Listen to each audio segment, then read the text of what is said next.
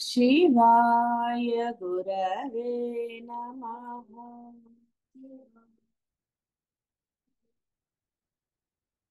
शिवाय गुरवे नमः।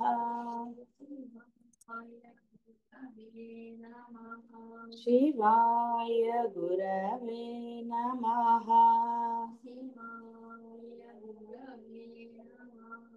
शिवाय गुरवे नमः।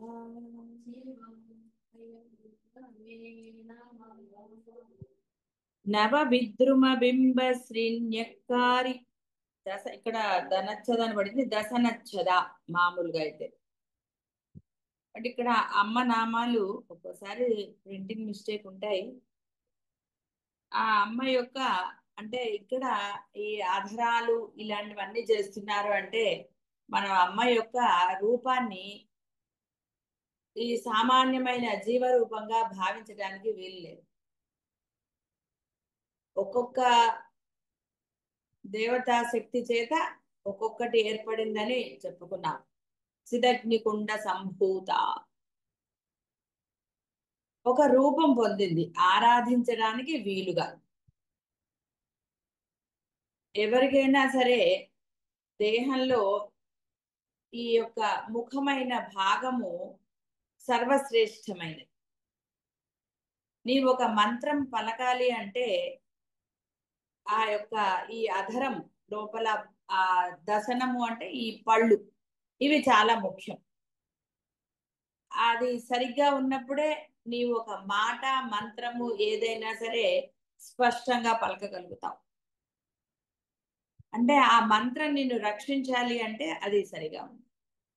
అందువల్ల ఆ అమ్మ యొక్క రూపాన్ని ఆ విధంగా వర్ణన చేస్తారు. కాబట్టి ఇదేమిటండి అలా అని మనం దానిని వేరేగా భావించేసాం అంటే లేసమాత్రమైన ఈ యొక్క జీవభావంతో కూడిన ఈ జుగుప్సాకరమైన అర్థాలని ఎట్టి పరిస్థితిలో కూడా భావించరు. వారంతా తేజోరూపులు, వారికి అసలు రూపం లేదు. నీవు తరించడానికి వీలుగా నీకు తెలిసిన రూపం పొందితే భయం లేకుండా భక్తిగా శ్రద్ధాభక్తులనండి ప్రేమగా అనండి ఇష్టంగా నువ్వు ఆరాధించి నీవు తరిస్తావని. అందువలన ఒక రూపం ఏర్పరచుకుని వచ్చిందమ్మ. అది బ్రహ్మాండ స్వరూపిణి అన్నారు. నీవు ఎలా ఊహించుకోగలుగుతావు? ఎలాగైతే కృష్ణ పరమాత్మ యొక్క విశ్వరూపాన్ని చూడలేదో ఎవరూ చూడలేదు, దివ్య చక్షువులిచ్చి చూపించాడు ఆయన. అదే విధంగా అమ్మ యొక్క ఆ బ్రహ్మాండ రూపాన్ని తేజో రూపాన్ని మనం దర్శించాలి అంటే మనలో అమ్మ పట్ల అంతటి శ్రద్ధాభక్తులు ఇష్టము అంటే నీవు తప్ప అన్య శరణము లేదు అన్నంత దృఢ సంకల్పం ఉన్నప్పుడు మాత్రమే ఆ తేజో రూపమే ఆ బ్రహ్మం. ఎప్పుడైతే నీవు అందులో విలీనం అయిపోతావో, లీనం కాదు విలీనం అవ్వాలి, అప్పుడు నీవు బ్రహ్మం అవుతావు. నది సముద్రంలో కలిశాక తన యొక్క నామరూపాలను కోల్పోతుంది, అది అఖండమైన సముద్రంగా మారిపోతుంది. అదేవిధంగా ఎప్పుడైతే నీవు తప్ప అన్య శరణము లేదని మీరు వేడుకుంటారు అంటే ఆ స్థితిలో ఉంటారు. అది మీరు ఆరాధించే దైవము, పట్టుకున్న గురువు ఏదైనా సరే ఎప్పుడైతే ఆ విధంగా త్వమేవ శరణం మమ అన్యథా శరణం నాస్తి, ఇంకెవరమ్మా నన్ను రక్షించేది నీవు తప్ప, ఈ భావము సర్వకాల సర్వ అవస్థల యందు మీలో ఉన్నప్పుడు మాత్రమే ఈ యొక్క జీవభావాలు మీలో కలగవు. ఎప్పుడైతే ఉన్నత భావంతో ఆ అమ్మ యొక్క రూపాన్ని మీరు ఆరాధిస్తారో మీలో తన్మయత్వం కలుగుతుంది. ఆ తన్మయత్వము అంటే ఆనందం. ఒక్కొక్కరికి కంటిలో ఆనంద బాష్పాలు అంట, అవి కూడా వస్తాయి. అదే తన్మయత్వం. అంటే ఆ సమయంలో మీకు వేరేది ఏది గుర్తు రాకపోవటమే తన్మయత్వం. కన్నీళ్ళు అందరికీ రావాలని రూల్ ఏం లేదు. కానీ ఆ ఆనందం ఇంకేది గుర్తురాదు. బాహ్య ప్రపంచం శబ్దాలు వినపడతాయి, ఇంకోటి ఏదో కానీ దాని యందు ధ్యాస ఉంది. అందువలన అమ్మ యొక్క వర్ణనని ఎక్కడ మనం ఒక ఆ రూపాన్ని వర్ణిస్తున్నప్పుడు ఎక్కడా కూడా లేసమాత్రమైన ఈ జీవభావాలను గాని జీవుడికి ఆపాదించి గాని ఎట్టి పరిస్థితుల్లోనూ తీసుకున్నరాదు. కాబట్టి ఆ అమ్మ యొక్క ఎలా ఉంది అంటే విద్రుమము అంటే పగడం, మంచి పగడం సానబట్టారు. వజ్రం ఎలా అయితే సానబడితే ఇది అవుతుందో అదే విధంగా మనకు అలాంటివి అన్ని దొరకవులేండి. ఇప్పుడు దొరికేవన్నీ వేరు, ఇది సానబడితే పగిలిపోతుంది. కాబట్టి దానికి కంపేర్ చేసుకోకండి. అమ్మవి ఏవైనా సరే కేవలము ఒకటి మనకి తెలిసింది చెప్పారు అంటే దానిని బట్టి నువ్వు అఖండమైన దాన్ని భావించగలగదా, అంతే తప్ప ఇది అది సమానం కానే కాదు ఎప్పటికీ. అంటే అమ్మ యొక్క ఆ పెదవులు అంటే బాహ్య ప్రపంచంలో అందరు లిప్స్టిక్లు వేసుకుంటారు. చంటి పాపలది చూడండి, సహజంగానే వారి ఎరుపు వర్ణంతో ఉంటాయి. మరి ఆ తర్వాత ఆ ముఖాన్ని, ముఖము అంటే పెదవులను కూడా అర్థం సంస్కృతం. కాబట్టి అక్కడ తర్వాత దానిని రకరకాలుగా వాడతారు కాబట్టి దాని రంగులు మారుతాయి. రంగులు మారాయి కాబట్టి రంగులు పూస్తాం. రంగులన్నీ దొరుకుతాయి కదండి, ఎన్ని రంగులు పూసినా అసలు రంగు బయటపడుతూనే ఉంటుంది. సరే, ఇది బాహ్య ప్రపంచం.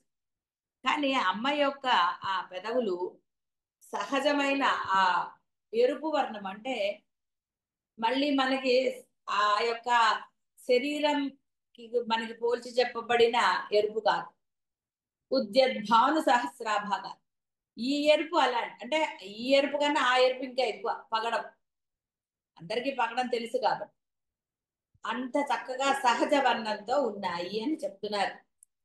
కాబట్టి అలా దానిని వర్ణించారు. ఇది కూడా ఇక్కడ ఏమవుతుందంటే అమ్మ యొక్క ఈ కూర్పు, నామాల కూర్పు అంతా కూడా ఒక క్రమ పద్ధతిలో జరిగింది. అలాగే విద్యా ఉపాసకులు అంటే శ్రీచక్ర ఉపాసన వీళ్ళందరికీ కూడా ఒక రకమైన ఇది ఉంటుంది. అందువలన వాటి యొక్క బీజాక్షరాలు ఇలాంటివన్నీ ఇవి అనవసరమైనవి. ఎందువల్ల చెప్పాను ఇంతకుముందు కూడా, మీరు అందులోకి వెళితే చాలా నియమనిష్టలు ఎన్నో ఉంటాయి. బాహ్య ప్రపంచంలో ఎవరిని ముట్టుకోకూడదు, ఎక్కడ తినకూడదు, ఇలాంటివి చాలా ఉన్నాయి. అమ్మ మీకు అన్ని ఏం విధించబడలేదు. అమ్మని హాయిగా సంతోషంగా చదువుకోరా, స్తోత్రాన్ని శ్రద్ధాభక్తులతో చదువు, ఇష్టంగా చదువు, తప్పులు లేకుండా చదువు. చదువుతున్నప్పుడు ఎక్కడ చదువుతున్నానని కానీ ఎన్ని అయ్యాయని కానీ అలాంటివన్నీ ఏమీ లేకుండా నేను ఎదురుగుండా ఉన్నాను అన్న భావనతో చదువుకో.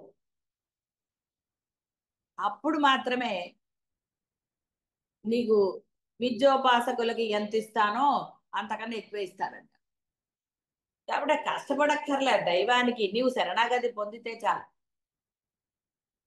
ఏమి చేయక్కర్లే, మీరు మీ ఆస్తులు ఇవ్వక్కర్లేదు, ఏది ఇవ్వక్కర్లేదు, దాన ధర్మాలు అవన్నీ పక్కన పెట్టేయండి, ఏది అక్కర్లేదు. మీ బుద్ధి ఏదైతే ఉందో, మనస్సు ఏదైతే ఉందో దాన్ని సమర్పించండి చాలు. అంటే ఆ బుద్ధిలో గాని మనసులో గాని కేవలం అమ్మాయి ఉండాలి అంతే, ఇంకేవి ఉండడానికి వీల్లేదు. కోరికలు ఇలాంటివన్నీ పక్కన పడేయండి, ఆవిడ అన్ని తీరుస్తుంటే ఇంకేమిటండి. ఒక తల్లి, బాహ్య ప్రపంచంలోని తల్లి తన పిల్లల యొక్క అవసరాలు వాళ్ళు అడగకుండానే తీరుస్తుంది. మరి ఆ జగజ్జనని సనాతని మరి ఆవిడ తీర్చదా? ఎందుకు కంగారు నీ కోరికల గురించి? సరే, ఎలాగండి? సరే చెప్పు, కానీ ఆ అమ్మనే ధ్యానం చేయి. అయ్యని చేసేవాళ్ళు అయ్యని, ఎవరికి ఏదో అదే, కంగారు పడక్కర్లే. అమ్మనే చేయమని నేనేం చెప్పట్లేదు, ఎవరిష్టం వాళ్ళు. కానీ ఒకరినే పట్టుకోండి, వారికే శరణాగతి పొందండి, వారినే మనసులో నిలుపుకోండి. మీ బుద్ధిలో వారే ఉండాలి, ఏ పని చేస్తున్నా వారి యొక్క స్మరణ జరగాలి. అది సర్వస్వ శరణ. అంతేగాని ఆస్తులు రాసి ఇచ్చేయటమో లేకపోతే ఇంకోటో కానే కాదు. అప్పుడు ఆ ఆనందాన్ని మీరు చవి చూస్తారు. అలా కాకుండా సోమవారం ఒకళ్ళు, మంగళవారం ఒకళ్ళు, ఇక్కడికి వెళ్తే వాళ్ళు, అక్కడికి వెళ్తే అయ్యో ఈ స్తోత్రం లేదే, ఆ స్తోత్రం లేదే అని పుస్తకాలు అక్కర్లేదు. మీరు ఏ దైవాన్ని ఆరాధిస్తున్నారో ఏ గుడికి వెళ్ళినా ఎక్కడికి వెళ్ళినా ఆ స్తోత్రాన్ని పారాయణ చేయండి. మీరేం భయపడక్కర్లే, నేను అలాగే చేసేదాన్ని. నేను బాగానే ఉన్నాను కదా, తెలియని వాళ్ళకి అందరు మీ అందరికీ నేను తెలుసు. కానీ నేను బాగానే ఉన్నా కంటే మీరు ధైర్యంగా అలా చేయవచ్చు. అంటే మనసులో ఏది ఉందో అదే రావాలి. అదే సర్వస్వ శరణాగతం. ఆవిడ అప్పుడు చూసుకుంటుంది అన్ని, ఎలా అయినా చూసుకుంటుంది. ఆవిడ సర్వసమర్థురాలు, బ్రహ్మాండ స్వరూపిణి అంటే ఆవిడకి చాతకాన్ని ఏముంటాయి. అంటే ఆ విధంగా ఆ అమ్మాయి యొక్క నామాలు కొన్ని ఆ వాళ్ళు వాడతారు. తాంత్రికాలు ప్రపంచం పెరుగుతున్నా కొద్దీ కలికాలంలో ఉంటాయి. అయితే ఎవరైతే నిస్వార్థంగా చేసుకుంటారో వారికి ఎప్పుడు కూడా అమ్మ యొక్క అపార కరుణ ఉండి తీరుతుంది. స్వార్థానికి కాకుండా లోకక్షేమానికి ఎవరైతే ఈ శ్రీ చక్ర ఉపాసన అనండి, ఇంకోటి అనండి, ఈ మంత్రాలు తంత్రాలు వాడతారో వారికి ఎప్పుడు కూడా యోగక్షేమం వహామి అహం ఆయన చూసు. అలాగే అమ్మ కూడా చూసు. శుద్ధ విద్యాంకురాకార ద్విజ పంక్తి ద్వయోజ్వల. శుద్ధ విద్య అంటే అద్వైతమే, శుద్ధమైనది, ఉన్నది బ్రహ్మం అని చెప్పడమే శుద్ధ విద్య. ఆ అంటే వేదములే ఆవిడ యొక్క పలుకులు అంటాం కదా మనం, ఆ యొక్క దంతములుగా ఉన్నాయి.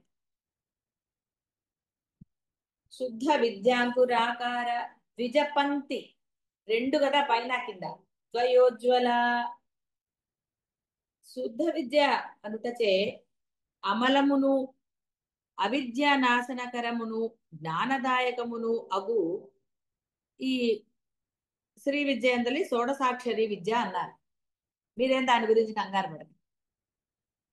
అంటే ఆ అమ్మని ఎప్పుడైతే మీరు సర్వస్వ శరణాగతి పొందుతారో, త్వమేవ శరణం మమ అని అంటారో, అప్పుడు మీకు ఈ అర్హతను ఆవిడిస్తుంది. మాట చక్కగా ఉందనుకోండి, అందరూ మిత్రులే, అందరూ ప్రేమగా ఉంటారు. మీ మాట కటువుగా ఉందనుకోండి, కాబట్టి మాట అంటే మీరు పలికే మాట మంత్రమై మిమ్మల్ని రక్షించు. ఆ రక్షించాలి అంటే మీరు మీ బుద్ధి కానివ్వండి, మీ మనస్సు అనండి, ఏదైనా సరే శుద్ధముగా ఉండాలి. శుద్ధంగా లేనప్పుడు మీరు ఎలా పలుకుతారండి? పలకలేదు, వేరేది వస్తుంది. కాబట్టి ఇవన్నీ కూడా మూలాధారం నుండి బయలుదేరి పరాపశ్యంతి మధ్యమా దశలను పొంది చివరకు వైఖరి రూపమున ఈ యొక్క పలుకు వస్తుంది. అంటే ఈ మన బేసిక్ నాలెడ్జ్ ఉన్న వాళ్ళకి మనం కూర్చున్నప్పుడు ఏదైతే ఈ నేలకి తగులుతోందో అది మూలాధారం. ఆ తర్వాత పై వరకు అంటే అసలు ఏదంటే మామూలుగా మీకు చెప్పాలి అంటే కర్మ అనుభవించేది ఈ యొక్క కింద భాగం, కాళ్ళతోటే కదండి నడుస్తారు. పనులు చేయాలంటే కాళ్ళు సహకరించాలి, చేతులు. కానీ ఎలా చెప్తారు అంటే ఈ యొక్క మూలాధారం నుంచి పై భాగం కంఠం వరకు ఒకటి, ఆ తర్వాత ఈ ముఖం భాగం శ్రేష్టమైనది. మూడు భాగాలు చేస్తారు శరీరాన్ని. ఈ కాలు కింద నుంచి వేరే భాగం అదంతా కర్మ. ఆ అంటే శిశు జననాలు ఇవన్నీ జరుగుతూ ఉంటాయి కదా, కాబట్టి అవన్నీ కూడా కర్మకు సంబంధించినవి. ఆ తర్వాత ఆ పైనవి, ఆ ఈ హృదయ చక్రం అనండి, అనాహతం అనండి, ఇవన్నీ కూడా అంటే మన తిన్న ఆహారాన్ని పచనం చేయటం. నీ హృదయ గ్రంథి, ఆ గ్రంథి అంటే ఒక ముడి, అది విడిపడితేనే నీలో శుద్ధత్వం కలుగుతుంది. నీకు అందరి ఎడల ఆ సమభావం, ప్రేమగా ఉండటం, ఇవన్నీ కూడా కలుగుతాయి. ఆ తర్వాత ఈ యొక్క ముఖానికి మన యొక్క ఈ మొండము అంటాం మామూలుగా తెలుగులో, ఆ మధ్యలో ఉన్నది విశుద్ధ చక్రం, కంఠము. ఈ విశుద్ధము అంటే ఇది శుద్ధమైతే ఇక్కడ ఈ హృదయ గ్రంథి ఇవన్నీ అయిపోతే ఇది శుద్ధమై పలుకు శుద్ధముగా వస్తుంది, అమృతంగా కరుణామయంగా వస్తుంది. అక్కడ వైఖరి రూపము అంటే పలుకు ద్వారా బయట వస్తుంది ఆ మంత్రం. అంటే మీరు బయటికి పలకపోయినా అక్కడే కదా నామం వస్తుంది. అందుకని అలా చెప్పారు కింద నుంచి. అంటే ఇవన్నీ కూడా శుద్ధమయ్యి, అందుకనే ఒక నామాన్ని పలుకుతున్నా, ఒక మాట పలుకుతున్నా, ఆ అక్షరాన్ని ఇప్పుడు అందరు అక్షరాలు అసలు ఒత్తులు ఎవరు పలకరు. పలకాలి హా అన్నప్పుడు ఆ గాలి బయటికి వెళ్తే ఆ లోపల ఈ యొక్క మామూలు జీవుడు గురించి చెప్తున్నాను. ఈ యొక్క ఈ లోపలన్న ఎముకలకి వాటికి అన్నిటికి కూడా మీ పూర్వజన్మ కర్మలు అంటుకుని ఉంటాయి. సంచితం అని చెప్తారు కదా. సంచితం అంటే మీరు ఎంతో ముందు అనుభవించినవి అవన్నీ కూడా. ఎప్పుడైతే మీరు మామూలు అక్షరాలు చెప్పటం లేదు కానీ మనం స్తోత్రంలో పారాయణ చేస్తున్నప్పుడు ఆ యొక్క ఒత్తులు కానివ్వండి, ఇవి మీరు స్పష్టంగా ఖా అనాలి. ఆ రెండో ఖాకి మొదటిగా పలుకుతారు. నా ఈ అక్షరాలు అలా ఉంటాయి. ఆ నా అన్నది ఇందాక శివ అనాలి, శివ అనకూడదు. ఎన్నిసార్లు నేను శివ అన్న మీరు సి అంటారు. ఆ సికి అర్థం లేదు, అది కుంటిసా అంటారు దాన్ని. కుంటిసాకి శివుడు ఎలా పలుకుతాడండి? శివ. అక్షరాలు మనం ముందు తెలుసుకోవాలి. గురువు ఎన్నిసార్లు శివ అన్న మళ్ళీ మనం మటుకు మన అర్థం మార్చుకో శివ శివ అంటాం. శివ కాదు శివ. షకారం షట్ కోణము ష. ఇవి మనము తెలుసుకుని పలకాలి. తెలియనప్పుడు వేరే విషయం. కానీ గురువులు ఎలా పలుకుతున్నారో విన్నప్పుడైనా మనం మార్చుకో. మాట అది మంత్రమై నిన్ను రక్షించాలి అంటే ఆ పలుకు స్వచ్ఛంగా స్పష్టంగా ఉండాలి, దోషరహితంగా ఉండాలి. అందువల్లనే చెప్పారు వైఖరి రూపంలో వస్తుంది. అలా చక్కగా పలక. ద్విజపంక్తి. కంగారు పడకూడదు. ద్విజపంక్తి ద్వయోజులు అలా అనకూడదు. ఏం కంగారేమి. చక్కగా శుభ్రంగా శ్రద్ధగా నెమ్మదిగా పలకండి. ఏ నష్టం. అది మిమ్మల్ని రోజంతా రక్షిస్తుంది. క్రీకి అర్థం లేదు, కృష్ణ అనే అనాలి. కృష్ణ అంటే ఏమి అర్థం లేదు, వేస్ట్. బాగా గుర్తుపెట్టుకోండి. అందరు కృష్ణ కృష్ణ అంటారు, రాసేది కూడా కేఆర్ఐ రాస్తారు, దానికి అర్థం లేదు. కృష్ణ కర్షయతి ఇది కృష్ణ. వేదంలో ఉన్న శబ్దం అది. క్రూ. కేఆర్యునే రాయాలి ఇంగ్లీష్ లో రాసిన. తెలుగులో కూడా రుకారమే పెట్టాలి. రుకారం పెడతారు మళ్ళీ క్రీ అంటారు. క్రీకి అర్థం లేదండి. కృష్ణ భక్తులు క్రూ అనే అనాలి. ఎస్, కష్టమైనా సరే నువ్వు పడు, కష్టపడితే కదండి ఆయన ఇస్తాడు. అందుకని ఆ లోపల నుంచి కాదు, కృష్ణ ఆ లోపల నుంచి వస్తుంది. అది వచ్చినప్పుడు అది కరెక్ట్ అవుతుంది, నిన్ను రక్షిస్తుంది. ఈ గాలి బయటకు పోయి అది అయినప్పుడు ఆ కర్మలు బయటికి తీసేస్తాయి. అందుకని మనము చాలా స్పష్టంగా పలకగలగాలి, తెలుసుకుని పలకాలి. తెలియలేదు అమ్మా, తప్పులుంటే కేవలం క్షమించి అనకూడదు. అమ్మా నేను సరైన పదం పలికేటట్టుగా అనుగ్రహించు తల్లి అని. అప్పుడు ఆవిడ నీ తప్పులు ఏవో నీకు తెలియచెప్పి నీవు సరిగ్గా పలికేటట్టుగా ఆవిడ అనుగ్రహిస్తుంది. అపరాధ స్తోత్రం దేనికి? దాన్ని తప్పులు చదివితే ఎలాగా? అపరాధ క్షమాపణ స్తోత్రం అంటే అమ్మా దోషాలు జరిగే స్తోత్రంలో కానీ నేను చేసే పూజా విధానంలో కానీ, కాబట్టి వాటి నుంచి నన్ను రక్షించమ్మా అని అర్థం. రక్షించమంటే తెలియచెప్పు తల్లి, ఏదో విధంగా నేను సరి చూసుకుంటాను. ఆ విధంగా శుద్ధ విద్య అంటే దోషరహితమైనది. వదన వైఖరి రూపంలో వస్తుంది. సరే, ఇక్కడ అంటే ఈ మధ్యమము పశ్యంతి ఇవన్నీ చెప్పారు. ఆవిడ ఆ విధంగా ఆ నామాన్ని అంటే మీరు అంత స్పష్టంగా పలకగలగాలి, నోరంతా తెరిచి పలకాలి. నోరు తెరవకుండా కొంతమంది చూడండి అంటారు, అలా పలకూడదు. చక్కగా స్పష్టంగా మీరు బయటికి చదివినప్పుడు ఆ యొక్క స్పష్టత ఉండి తీరాలి. ఒత్తులన్నీ పలకాలి. ఏమిటి అనేది రుకారమా రికారమా ఈ ఆనా ఇవి అన్ని తెలుసుకోవాలి, అలా పలకాలి. అప్పుడే ఈ యొక్క చెప్పారు కదా ఎక్కడి నుంచి పరా పశ్యంతి మధ్యమ, అప్పుడు వైఖరి రూపంలో బయటకు వస్తుంది. షోడశ సంఖ్య 16 కదండి పైన కింద, అందుకని షోడశ అని చెప్పారు ఇక్కడ. దాని ద్వారా వైఖరి రూపంలో బయటకు వస్తుంది కాబట్టి అందుకని ఇక్కడ షోడశాక్షరి విద్య అని చెప్పారు. కాబట్టి ప్రతి వర్ణాన్ని కూడా శివ శక్తి పరములుగా భావించి పంక్తిద్వయంగా తలంపవచ్చును. ఇక్కడ ద్విజము అంటే ఇంకో అర్థం కూడా చెప్పారు. పుట్టినప్పుడు కొన్ని పళ్ళు వస్తాయి, అవన్నీ ఊడి మళ్ళీ వస్తాయి కదండి కొన్ని. కాబట్టి రెండవసారి వచ్చినవి అని చెప్పబడింది ఇక్కడ. ఈ విద్యాంకురములు అంటే నిన్న బ్రాహ్మణుల గురించి మనం చెప్పడం జరిగింది. అది తెలుసు కదా, బ్రాహ్మణులు అంటే ఎవరో. కాబట్టి బ్రహ్మం యందు రమించేవారే బ్రాహ్మణులు. కాబట్టి దానికి ఇక్కడ ఆ విధంగా కూడా వీళ్ళు సామ్యం చెప్పారు. అంటే ఇక్కడ మనకి కృష్ణ పరమాత్మ యొక్క విశ్వరూపం చెప్పినప్పుడు ముఖము నుండి బ్రాహ్మణులు, ఇలాగా కాళ్ళ నుంచి శూద్రులు, వైశ్యులు ఇవన్నీ చెప్పబడింది. ఆయన యొక్క దాంట్లోంచి బ్రహ్మంలోంచి కాకపోతే ఎక్కడి నుంచి వస్తారండి? బ్రహ్మ రూపం పొందారు కాబట్టి దాన్ని ముఖము ఇది అది అని చెప్పారు. అక్కడి నుంచే వచ్చారు. కాబట్టి మీ మాట పలుకు మీరు కరుణా స్వరూపులు, ధర్మ స్వరూపులు అయితే మీరు ఆ బ్రహ్మం యొక్క ముఖము నుండి వచ్చినట్టు. అలా కాకుండా ఉన్నారు అంటే ఇక మిగతాది ఇలా రకరకాలు. కాబట్టి మీరు బ్రాహ్మణులు అంటే ఇక్కడ కేవలము పుట్టుకతో వచ్చిన జాతి కాదు. నిన్న చెప్పారు బ్రాహ్మణులు అంటే ఎవరు ఎలా ఉండాలో చెప్పారు. కాబట్టి అలాంటి వారే బ్రాహ్మణులు తప్ప వేరే వాళ్ళు కాదు. అయితే సూత మహాముని అనే ప్రతిదీ ఆయన చేత చెప్పించేవాడు కాదు పరమాత్మ. ఆ అభేదం తొలగడానికే, మీ బుద్ధి సరిగ్గా ఉండడానికే మళ్ళీ బ్రాహ్మణులు అంటే వేరే, అంటే ఒక ఎగెనెస్ట్ భావం ఉంటుంది. వీళ్ళేనా గొప్పవాళ్ళు మేం కాదా అని కొంతమంది అనుకోవచ్చు. ఆహా నేను బ్రాహ్మణుడని విర్రవీగవచ్చు. అరే నువ్వు విర్రవీగడానికి వాళ్ళు అహంకరించడానికి దేనికి కూడా ఇది లేదురా. నీవు ఎలా ఉన్నావో దానిని బట్టి నీ యొక్క జాతి నిర్ణయించబడుతుంది.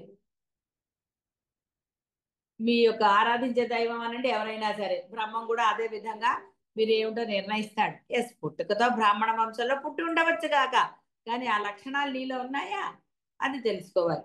నీవు ఆ విధంగా ఉన్నావా లేదా తెలియాలి నీకు. అలా తెలిసిపోతే ఇక గొడవ లేదు. కాబట్టి ఇక్కడ కూడా బ్రాహ్మణులు పరమేశ్వరి ముఖము నుండి కలిగారని చెప్తున్నారు. మీ మనకి అమ్మవారు విశ్వరూపమును కృష్ణ రూపము వేరు అని మీరు తలంచక్కర్లా, ఇద్దరు బ్రహ్మస్వరూపులే. కాబట్టి సామ్యం ఉంటూనే ఉంటుంది. మాతృగర్భం నుండి జన్మించడం ఒక జన్మ, బ్రహ్మ విద్యోపదేశమైన మీద మరు జన్మయు కలవారగట ద్విజన్మ అని అంటారు. రెండో జన్మ అంటే మీరు ఎప్పుడైతే అహం బ్రహ్మాస్మి అవుతారో అప్పుడు ఇంకా మళ్ళీ యోనులు అంటే మానవ, ఇక్కడ యోనులు అని ఎందుకు అంటున్నానంటే మనకి ఎన్నో రకాల జన్మలు చెప్పబడటం జరిగింది. నీకు ఋషి అంటే పశు పక్షి యోనుల్లో పుడతారని చెప్పారు కదా, మళ్ళీ పుడుతున్నారు అంటే దాన్ని గొప్పగా చెప్పడానికి లేదు. అవన్నీ నికృష్ట జన్మలని ఎన్నోసార్లు శంకరులు కూడా మనకి బోధించారు. కాబట్టి ఇక్కడ మనకి తెలియవలసింది, ఎప్పుడైతే అహం బ్రహ్మాస్మి స్థితి నీవు పొందుతావో నీకు ఇక జన్మ లేదు. ఇక ఎక్కడ మరలా పుట్టవలసిన ఆవశ్యకత నీకు లేదు. అసలైన జన్మ అది. ఆ జన్మ గురించే చెప్పారు ఇక్కడ. శుద్ధ విద్య అంటే అదే. అందుకని తల్లి గర్భం నుంచి జన్మించటం ఒక జన్మ అయినప్పుడు అది మానవ జన్మ అయ్యి, ఆ మానవ జన్మలో నీకు ఈ అహం బ్రహ్మాస్మి స్థితి నీవు పొందగలిగితే ఇక నీకు జన్మ లేదు. అంటే మరలా మరలా మరలా పునరపి జననం పునరపి మరణం లేదు నీకు. అది అసలైనది. ఇక్కడ అంటే మనకి రకరకాల అర్థాలు. అసలైన అర్థం గ్రహించిన వాళ్ళు అహం బ్రహ్మాస్మి స్థితికి వెళ్ళవచ్చు. కాబట్టి ఈ దంతములను ద్విజులతో పోల్చబడ్డాయి. ఇక్కడ ఇవన్నీ కూడా మాతృకా వర్ణములు. ఇవన్నీ మర్చిపోయారనుకోండి. ఇవన్నీ కూడా మాతృకా వర్ణములు, అసలైన వర్ణం. దాని నుంచి మళ్ళీ వేరే పుట్టాయి 32 వర్ణములు శుద్ధ విద్యాంకురాక. దంతములు వీనితో పోల్చబడ్డాయి. ఎందుకంటే దంతములతోటే నువ్వు పలకాలి. అందుకని మనకి 16 ఆ అక్షరము చాలా పూర్ణమైనది అంటారు. అమ్మవారి కళలు 16 అంటారు. అలాగే మనకి ఆ తిథులు కూడా 16 దేవతలు అంటారు. అలా కొంత సామ్యం చెప్పబడుతూ ఉంటుంది. ఇక తెలుసుకోవటంలో దోషం లేదు. దాని గురించి పెద్ద ప్రయత్నం అక్కర్లేదండి. ఎందుకండి తెలుసుకోవాల్సింది తెలుసుకుంటే చాలు కదా. అనవసరమైనవి తెలుసుకుని ఏమిటి ఉపయోగం చెప్పండి. ఇప్పుడు ఏం చేస్తారండి పరీక్షలప్పుడు ఏవి ఇంపార్టెంట్ అవే చదువుతారు కదా. అన్ని చదువుతారు ఎవరన్నా చదవరు. ఇంపార్టెంట్ టీచర్లు కూడా ఇంపార్టెంట్ పెట్టిస్తారు. అవి ఒక్కటి బట్టి పట్టేస్తారు, రాసేస్తారు, పని అయిపోతుంది అంతే. కాబట్టి ఏది కావాలో అది తెలుసుకుంటే చాలు కదా. అందుకని ఇందులో ముఖ్యమైన ఉద్దేశ్యము బాహ్యమైన అర్థాలు మీకు చదువుతున్నప్పుడు కొంత ఆనందాన్ని ఇస్తాయి, శ్రద్ధను కలిగిస్తాయి. సూక్ష్మార్థం తెలుసుకున్నప్పుడు అది మిమ్మల్ని జన్మ లేకుండా చేస్తుంది, జన్మ రాహిత్యానికి తీసుకుంటుంది. అంటే మీలో మార్పులు కలుగుతాయి, మీలో ఉన్న కాఠిన్యం నశిస్తుంది.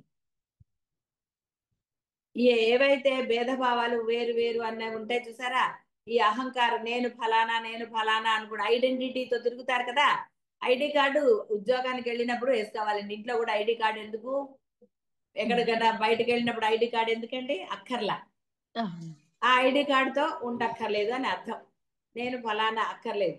నేను ఫలానా నువ్వు ఎప్పుడు చెప్పాలి అంటే నేను ఆ అమ్మాయి యొక్క భక్తుడిని అని చెప్పి అది చెప్పుకో.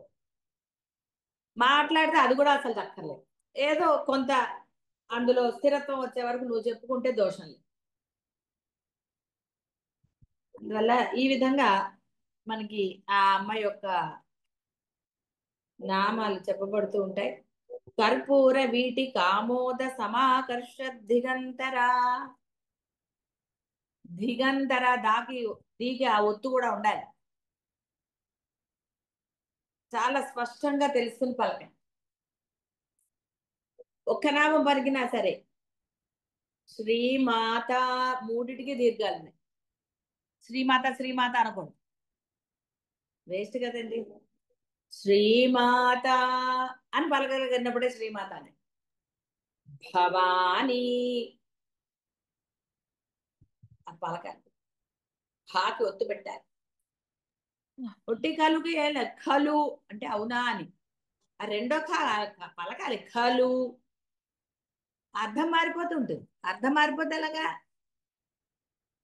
అందువల్ల మీరు శ్రద్ధాభక్తులతో చదవాలి. పిల్లలు చదువుతున్నప్పుడు కూడా వినాలి. మీరు కొన్ని రోజులు పట్టించుకుంటే తర్వాత అక్కర్లా. అమ్మో వీళ్ళు ఒప్పుకోవటం లేదని వాడు పలుకుతాడు. మీరు పట్టించుకోకపోతే వాడు తప్పులే. ఆ అమ్మ తాంబూల సేవనం చేసింది. అందులో ఇప్పుడు మనలాంటి ఈ కర్పూరాలు ఇవన్నీ అనడానికి లేదు, చెప్తున్నాను కదా. ఇక్కడ ఏది చెప్పినా మనదానికి అన్వయించి చెప్పరాదు. మీరు కర్పూరం వేసుకునే లేనిపోని వస్తాయి.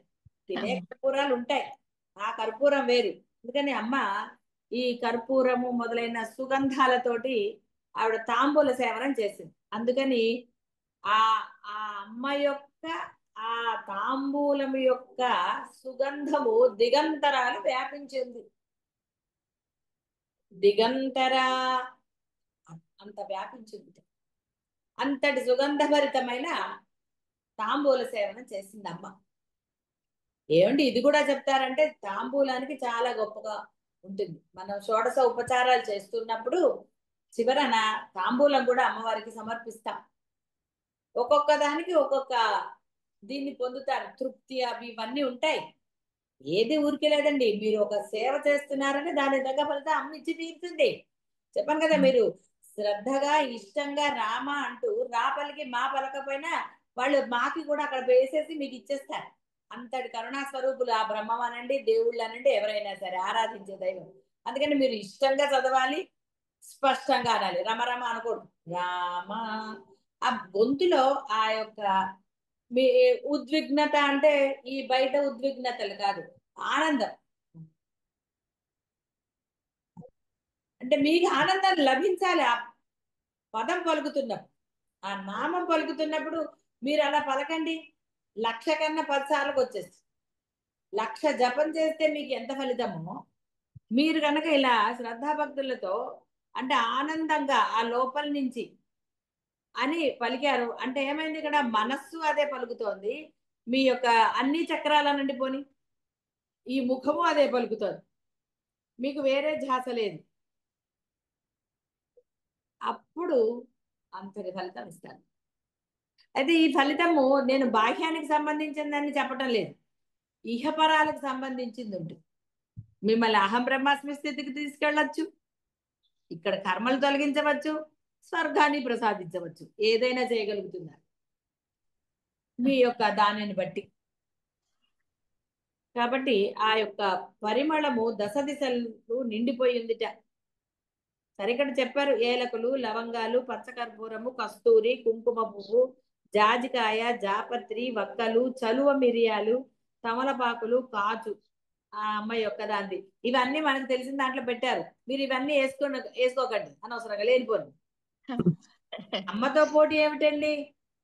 మీరు అమ్మవారికి తాంబూలం సమర్పిస్తే శ్రేష్టమైనవి కొనుక్కొచ్చి అలా పెట్టి ఆ అమ్మ వేసుకున్నదని భావన చేసి తర్వాత మీరు తీసుకోండి, అప్పుడు దోషం లేదు. చక్కగా తమలపాకు తుడవాలి, అంతేగాని ఆ తడి తడి తమలపాకులు ఏమంటే అవి పెట్టకూడదు. ఒక్కొక్క తమలపాకు శుభ్రంగా తుడవాలి, తడి లేకుండా. కాడలు తీసేయాలి, మొనలు తీసేయాలి. తీసేసి అవన్నీ శ్రేష్టమైనవే తీసుకురావాలి. శుభ్రత ఉండాలి. శుచి శుభ్రత లేకపోతే అమ్మ స్వీకరించదు. అవి పెట్టి కళ్ళు మూసుకుని ఆ అమ్మ ఆ తాంబూలం స్వీకరిస్తున్నట్టుగా భావన చేస్తే ఏం ఆనందం అండి అసలు. మాటలతో చెప్పగలుగుతామా? భావనని మీరు మాటల్లో వర్ణించలేదు. అంటే ఆ విధంగానే ఆ తర్వాత కొంత సమయం అయిన తర్వాత మీరు దాన్ని స్వీకరించడంలో దోషం లేదు, పారేయకూడదు. అమ్మకు సమర్పించినవేవి అవతల పారేయకండి, మీరు స్వీకరించవచ్చు. అలా ఉంది. పరిమళము అన్ని దిక్కులకు వ్యాపించింది. అంటే ఆ అమ్మ యొక్క ఆ తాంబూల సేవనం కూడా చెప్పారు మనకి. ప్రతిదానికి కొన్ని సూక్ష్మార్థాలు ఉన్నాయి. ఆ యొక్క అర్హత మీరు కొంతవరకు చెప్తారు, అన్నీ చెప్పరు. అర్హత లభించే వరకు మీరు వెయిట్ చేయాలి. ఎలా లభిస్తుంది అంటే సర్వస్వ శరణాగతి వల్ల లభిస్తుంది. శుభం భూయాత్.